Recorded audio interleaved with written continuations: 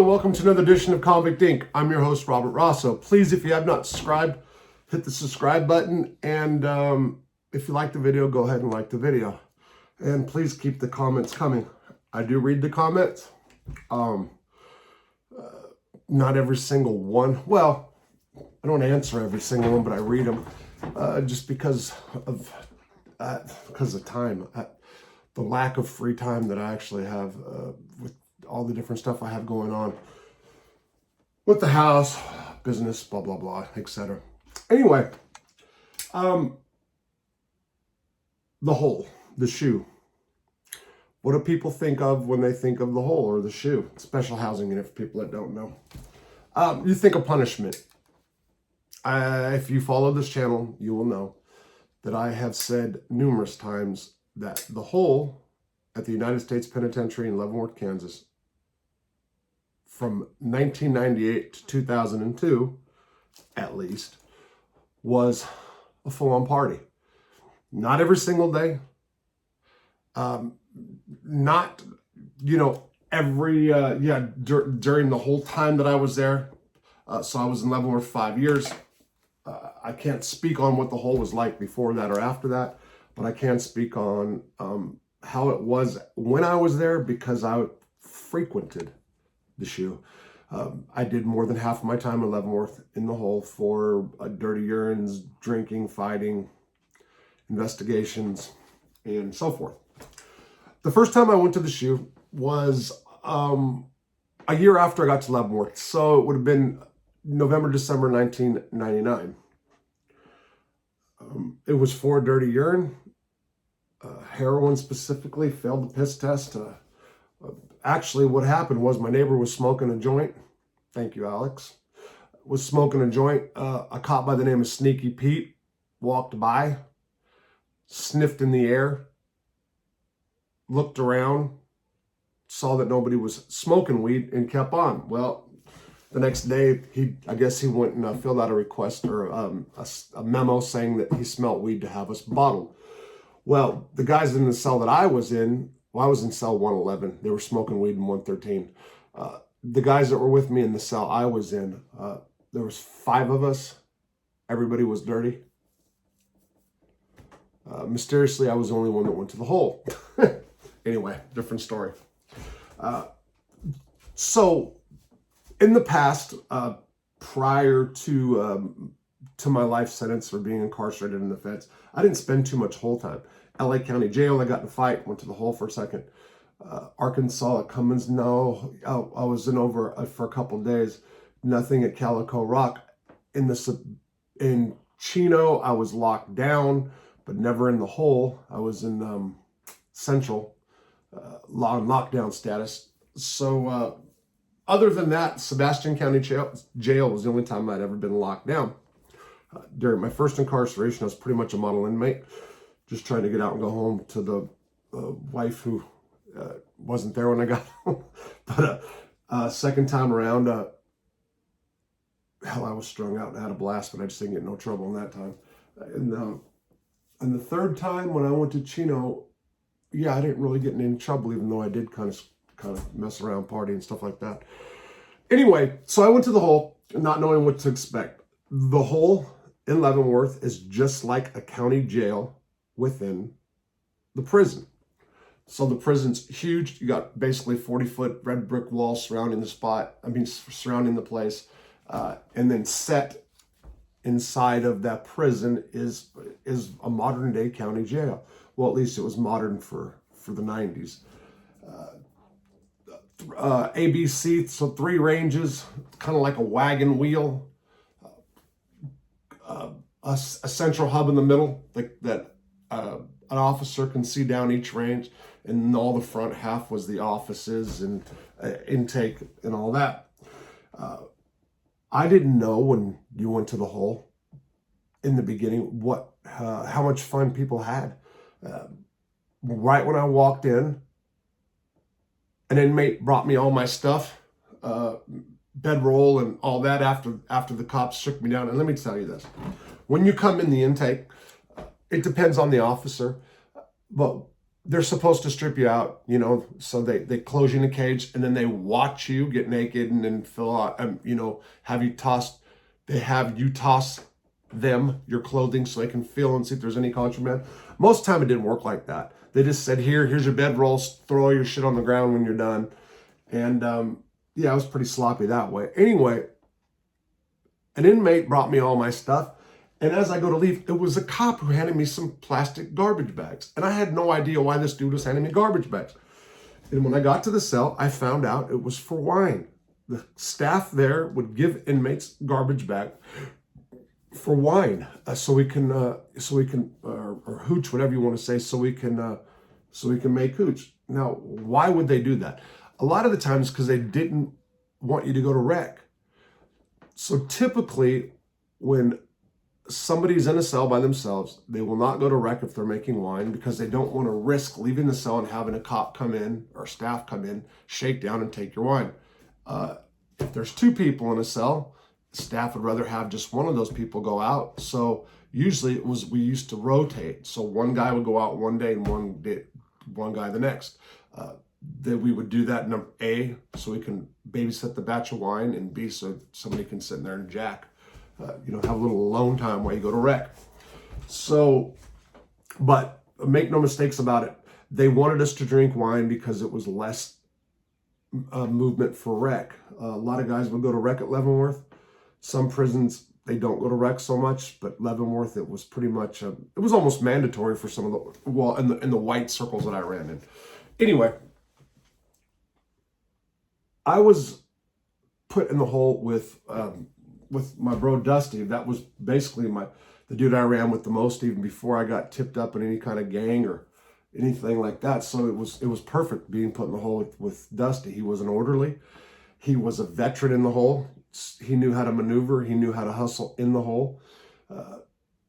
And there is an art to the whole SHU experience. And what I mean by that is making the lines, the way you hook up your cell and hang stuff.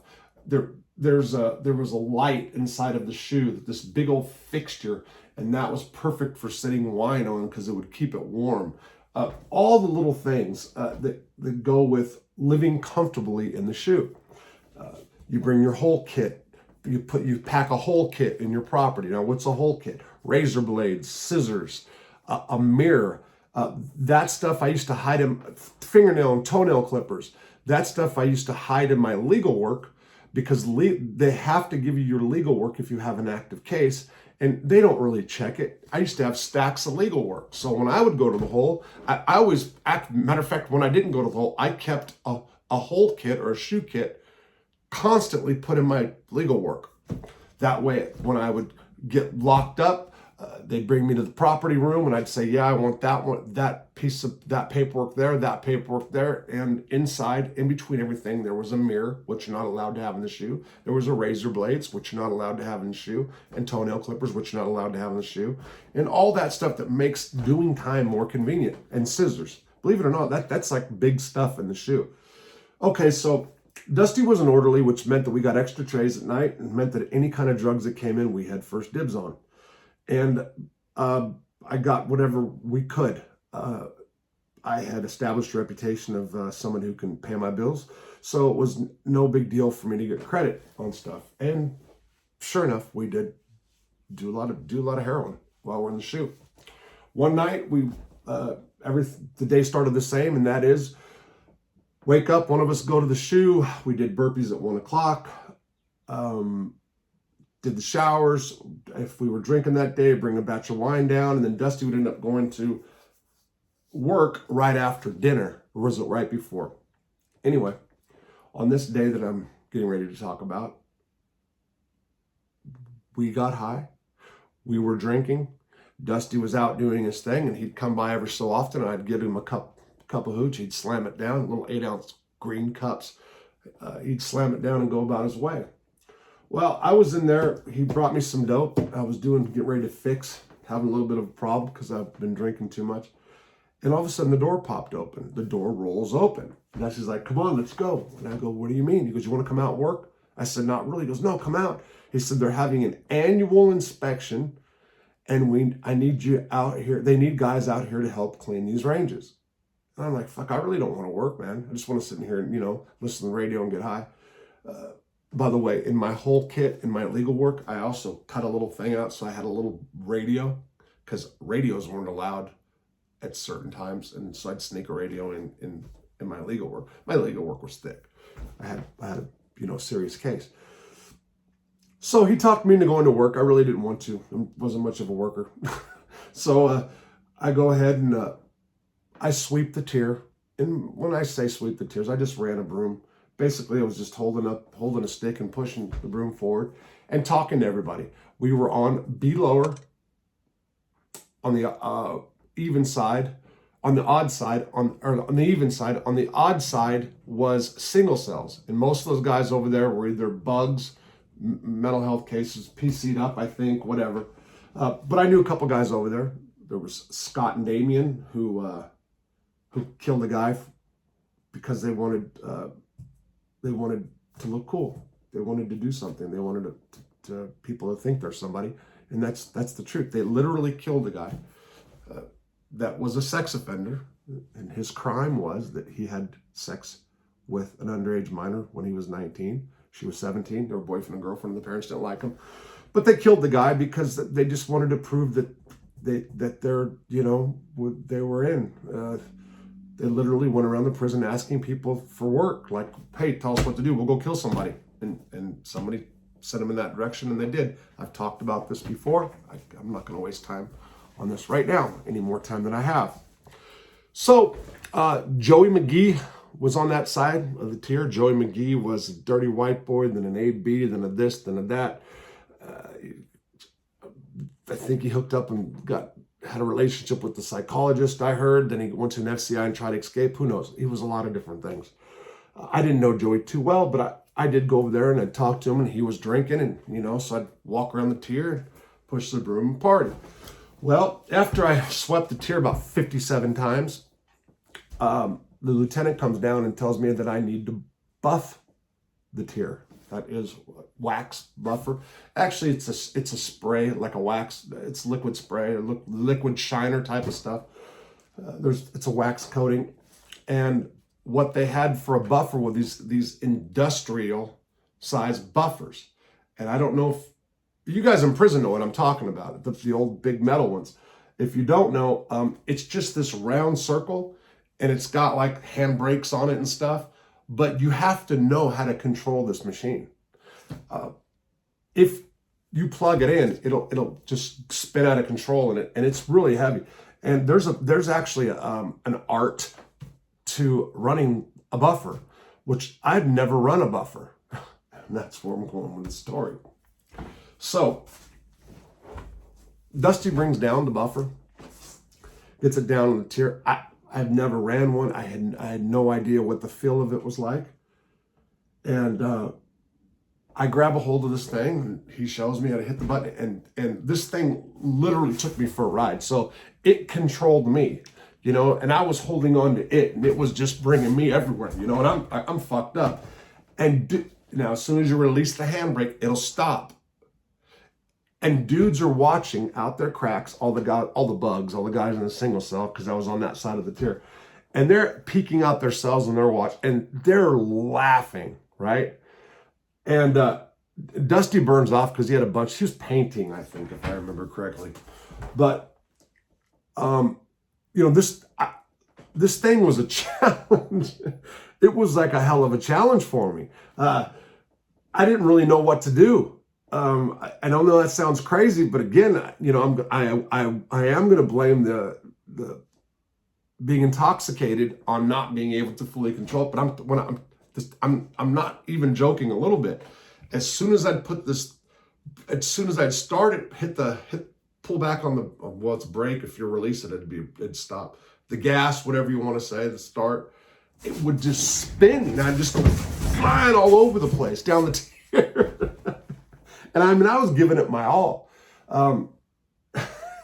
Anyway,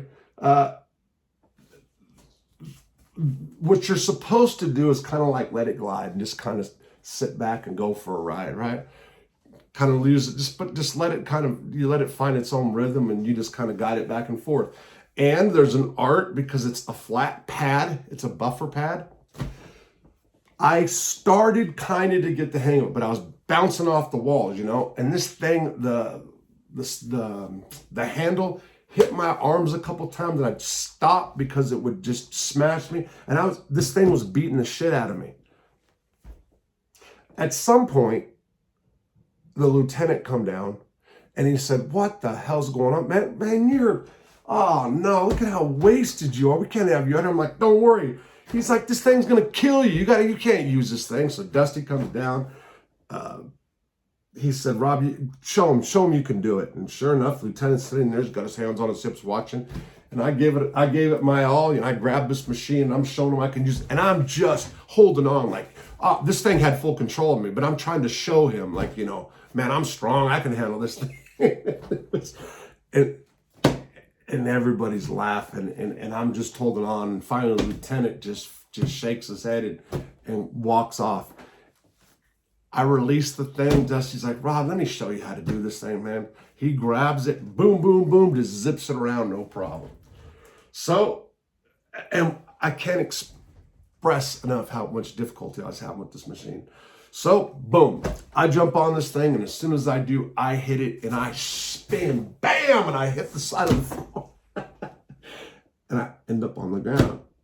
And Dusty's just like, "Man, you're embarrassing right now. You're embarrassing yourself and me. Come on, you got to do this." So I get back on it, boom, I get it. I finally am able to get control, and then I go too far, and the cord comes undone.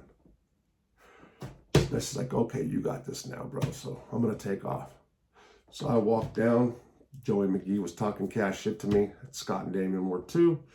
And everybody on the tier, there were some other dudes. Well, now I'm determined.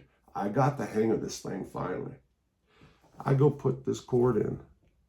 And when I put it in, I don't know what I did because there's a release switch on it. But as soon as I plugged that thing in, that machine started swirling around and took off on its own. Bam, hitting the wall. Bam, hitting the doors. Bing, bam, bam. And it's coming towards me. And I'm like, hey, this thing, the handle's spinning and it's going back and forth, the machine, and it's coming. And instead of just unplugging, I'm hitting panic. I'm going to go catch it. And this fucking machine wiped me out. I mean, just boom, right over me. I went slinging. The machine went flying everywhere. And that damn machine flipped over, got back up on its face. And guys that have been seeing these machines know how hard that is to turn over and get back. And it hit the back door and sounded the emergency alarm like somebody's trying to escape. Womp, womp, womp. And I got beat. I had to go to the infirmary. Like they thought bones were broken. It was like, boom, and it crashed. And I got hit from this end of the wall to that end of the wall, just whipped, just beat. And that is the story about how the buffer beat my ass, because that's exactly what happened. I was talking to Dusty the other day, story came up, and he's like, "You got to tell that one." Anyway, there's a video for today.